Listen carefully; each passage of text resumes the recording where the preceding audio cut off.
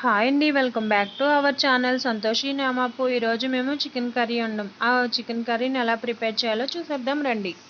ముందుగా స్టవ్ మీద పెద్ద గిన్నెను పెట్టుకుని ఆయిల్ వేసుకుని, ఆయిల్ హీట్ అయిన తర్వాత ఉల్లిపాయ ముక్కలను వేసుకుని లైట్గా ఫ్రై చేసుకోవాలి. కొంచెం ఉప్పు వేసుకుంటే ఉల్లిపాయలు త్వరగా మగ్గిపోతాయి. గుప్పెడు కరివేపాకు, ఓ 10 పచ్చిమిర్చి వేసుకుని లైట్గా ఫ్రై చేసుకోవాలి. 2 బిర్యానీ ఆకులు, కొన్ని మసాలా దినుసులు, చిటికెడు పసుపు వేసుకుని లైట్గా ఫ్రై చేసుకోవాలి. కప్పు అల్లం వెల్లుల్లి పేస్ట్ని వేసుకుని లైట్గా ఫ్రై చేసుకోవాలి. పచ్చివాసన పోయేంత వరకు బాగా ఫ్రై చేసుకుని 2 గరిటెల కారాన్ని వేసుకుని బాగా ఫ్రై చేసుకోవాలి. కడిగి శుభ్రం చేసుకున్న 4 కేజీల చికెన్ కూడా వేసుకుని బాగా అన్నీ పట్టేటట్టు బాగా కలుపుకొని మూత పెట్టేసుకోవాలి. చికెన్ కొంచెం ఉడికిన తర్వాత మూత తీసుకుని రుచికి సరిపడినంత ఉప్పు వేసుకుని బాగా కలుపుకోవాలి. స్పూన్ ధనియాల పొడిని వేసుకోవాలి. బాగా కలుపుకుని నేను ఇంట్లో చేసుకున్న గరం మసాలాను వేసుకున్నాను.